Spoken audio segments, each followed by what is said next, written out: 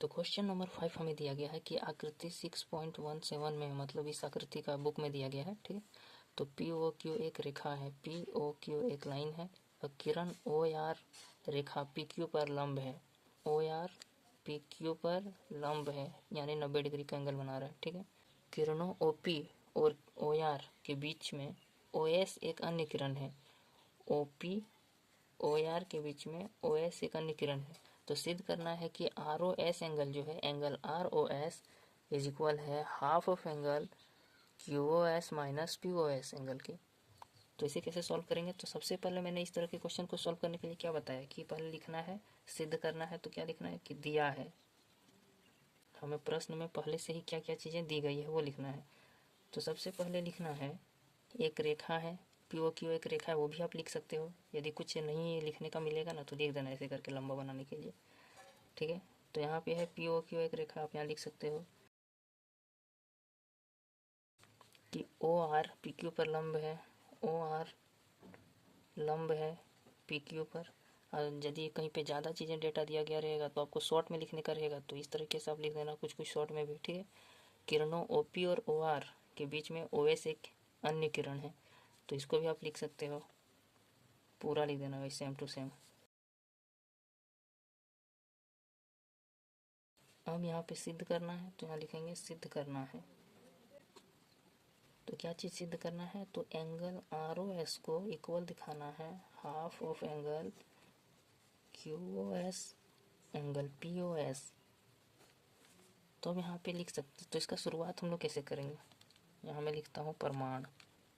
प्रमाण हमने इसलिए लिखा है क्योंकि हम लोग इसमें जो पढ़े हैं ना, इसका कुछ कुछ थ्योरम्स, उसका यूज करेंगे, ठीक है। तो यहाँ पे जो है प्रमेय का जो पढ़े हैं उसका।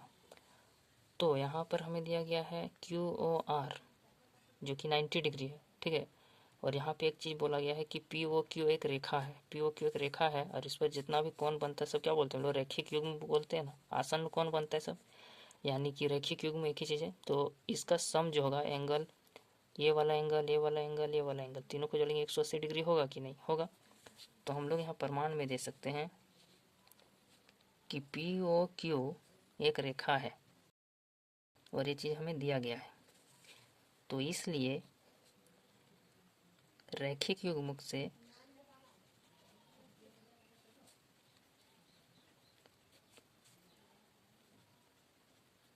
रैखिक युग्म से हम लोग क्या लिख सकते हैं कि जितने भी एंगल्स हैं उसे लिखना है। अच्छा, एक चीज़ इसमें ध्यान में रखना है कि इस तरीके का जितना भी प्रूफ करने का क्वेश्चन रहता है ना यार, उसमें आप ये देखना कि यहाँ पे है आर ओ एस, ठीक है।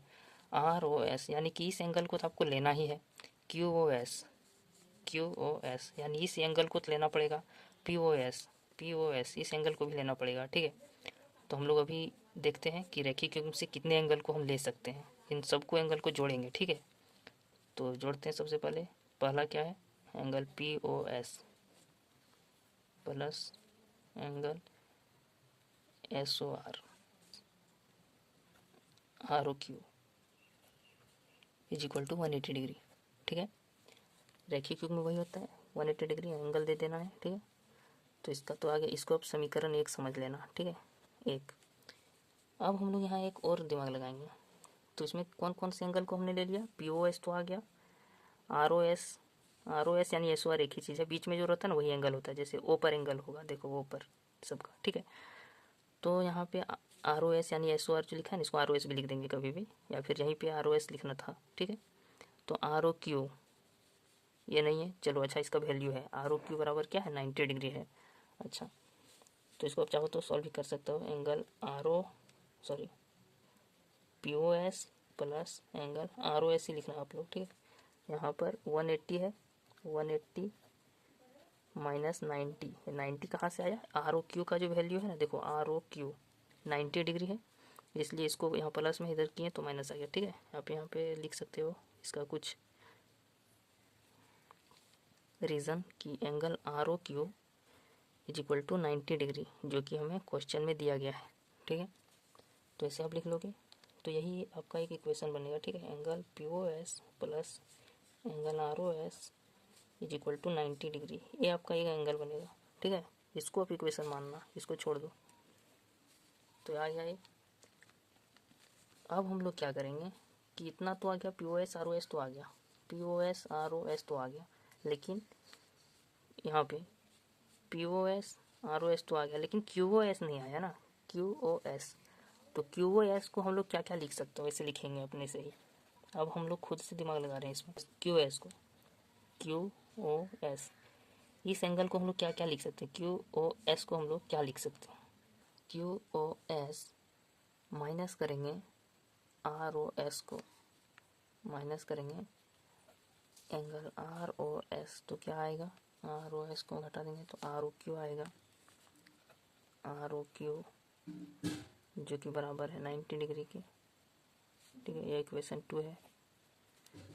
अब यहाँ लिखेंगे, ठीक है, तो दोनों 90 के बराबर है, तो इसका एल एच एस दोनों का बराबर हो जाएगा, दोनों का आर एच एस बराबर है, तो ठीक है, तो यहाँ लिखेंगे angle P O S plus angle R O S बराबर angle Q O S minus angle R O S, ठीक है, आर ओ क्यू तो 90 डिग्री है, ये दोनों बराबर। अब यहाँ क्या करेंगे, आर ओ एस या माइनस में इसको इधर ले आते, ठीक है, एक साइड, तो 2 हो जाएगा एंगल आर ओ एस तो बराबर दे देंगे, यहाँ हो जाएगा एंगल क्यू ओ एस, इस पी ओ एस को इधर ले आएंगे तो एंगल पी ओ एस, तो अब एंगल आर ओ एस 2 को इधर भेज देंगे तो हाफ आ जाएगा, और angle Q O S minus angle P O S prove हो जाएगा। यही ना पूछा था मैं। तो क्वेश्चन नंबर 6 में दिया गया है कि एक्स वाई जेड कोई एंगल है जो 64 डिग्री का है और एक्स वाई को बिंदु पी तक बढ़ाया गया है, तो दी हुई सूचना से आकृति बनाना है, ठीक है। पहले क्वेश्चन में जो हम लोग को क्वेश्चन में मिलता था पहले से ही, कोई भी आकृति इसमें नहीं मिला है, हमको बनाना पड़ेगा। यदि किरण Y Q Z P Q जो भी लिखा है ऐसे सब करेंगे, ठीक है। तो सबसे पहले हम लोग बनाते हैं एक आकृति, शुरुआत से बनाना कैसे पूरा ये बताता हूँ। दिया गया है कि एक्स वाई जेड 64 डिग्री है, ठीक है, तो हम लोग को पता नहीं है किधर बनेगा 64 डिग्री, तो अंदाजा से कुछ भी ले लेना, जैसे एक्स वाई जेड है यानी एंगल वाई में बनाना, इतना ध्यान रखना है, ठीक है। ऐसे लिया, ऑलमोस्ट 60 डिग्री इधर ही होता है ना, तो उसके हिसाब से मैं बना रहा हूँ। तो एक्स वाई जेड है, इतना ले लेते हैं, ठीक है। ये मान लेते हैं हमारा एक्स है, ये हमारा जेड है, और ये हमारा वाई है। वाई में बोला है ना कि वाई में एंगल बना है 64 डिग्री, 64 डिग्री का, ठीक है, बना दिए। अब बोला है कि एक्स वाई को बिंदु पी तक बढ़ाया गया है, एक्स वाई को बढ़ाया गया, तो इधर ही बढ़ेगा, उधर नहीं बढ़ेगा, ठीक है। एक्स वाई यानी वाई की ओर बढ़ेगा इधर, ठीक है, कुछ दूरी तक पी तक बढ़ाया गया है, पी तक बढ़ा दिए। अब बोला है कि आकृति बनाना है Y Q Z Y P को, यानी वाई एंगल को समद्विभाजित करता है, यानी कि 2 बराबर भागों में बांट रहा है, काट रहा है, ठीक है। तो वाई क्यू यानी यहाँ से एक किरण और निकलेगा वाई क्यू, जो कि जेड वाई पी मिला भी लेना है, जेड वाई पी को 2 भागों में बांट रहा है, ठीक है। तो अंदाजा ले लेते, इतना में काट देगा, तो इसे बना देना है, ठीक है। ये क्या है, वाई क्यू। अब इसमें इतना ही काम करना है, तो इसमें क्या करना है कि X Y Q, X Y Q यानी इतना एक्स वाई क्यू, इसको ज्ञात करना है शायद, हाँ इसी को ज्ञात करना है, और प्रतिवर्ती क्यू वाई पी इस एंगल को ज्ञात करना है, ठीक है। अच्छा एक बात मैं बता देता हूँ कि ये एंगल और ये एंगल आपस में इक्वल है, क्योंकि समद्विभाजित कर रहा है ना यार, क्वेश्चन में दिया गया है। तो सबसे पहले हम लिखेंगे दिया है, क्या दिया है कि angle X Y Z is equal to 64 degree, ठीक है। ये बढ़ाया गया, ये सब नहीं लिखना है उतना लंबा चौड़ा। यदि किरण वाई क्यू, हाँ ये लिख देना क्योंकि सबका यूज करेंगे। तो वाई क्यू, इसको 1 नंबर दे दो, दूसरा नंबर में लिख दो कि Y Q angle Z Y P को समद्विभाजित करता है, देना है। इसको आप ऐसे भी लिख सकते हो कि समद्विभाजित कर रहा है, इसलिए हम लोग इसको ऐसा लिख सकते हैं कि P Y Q angle P Y Q equal होगा, P Y Q angle equal होगा जेड वाई क्यू के, ठीक है, एंगल जेड वाई क्यू के, ठीक है, जेड वाई क्यू के, ये सब दोनों बराबर है, ठीक है। ज्ञात करना है, ज्ञात करना है, क्या ज्ञात करना है कि X Y Z angle X Y Q है, जेड नहीं, ठीक है, एक्स वाई क्यू बराबर वॉट, ये ज्ञात करना है। और एक चीज़ दिया गया है कि कहाँ गया, प्रतिवर्ती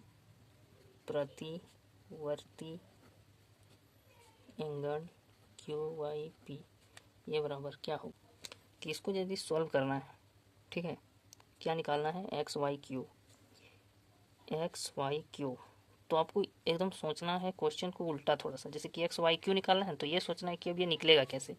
एक्स वाई क्यू जो है इतना बड़ा कैसे निकलेगा, आधा मतलब आधा नहीं, थोड़ा सा तो 64 दिया हुआ है, लेकिन ये कितना वही नहीं पता है, ठीक है। तो ये कैसे निकलेगा, तो ये और इससे बराबर है, तो ये दोनों बराबर है, तो ये कैसे निकलेगा।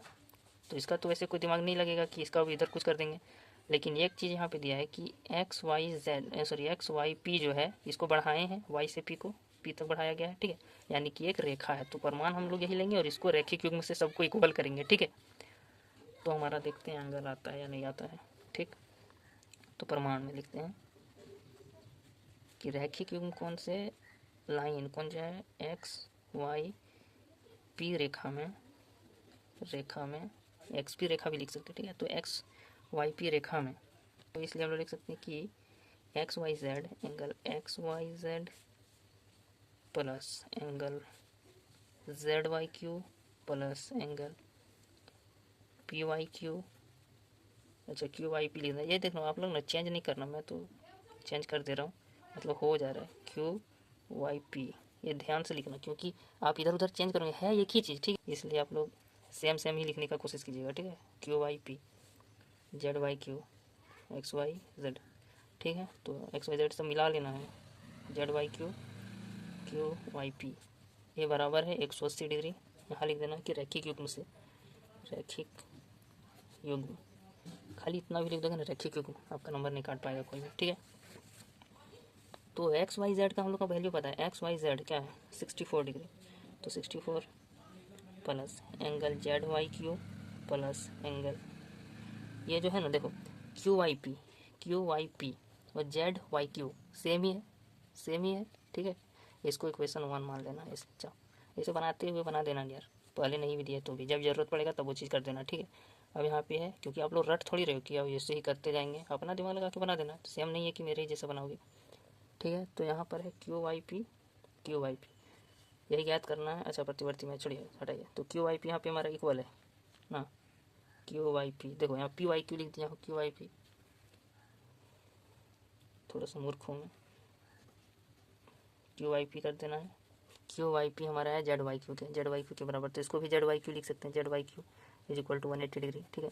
अब इन दोनों को जोड़ देंगे, दो एंगल हो जाएगा जेड वाई क्यू बराबर हो जाएगा 180 डिग्री माइनस 64 डिग्री, इसको घटा देंगे कितना आ जाएगा, 116 degree, two angle Z Y Q, तो angle Z Y Q is equal to, दो से इसको डिवाइड कर दोगे कितना डिग्री, 258 डिग्री, तो जेड वाई क्यू 58 डिग्री आ गया, जेड वाई क्यू ये डिग्री ये वाला, ठीक है।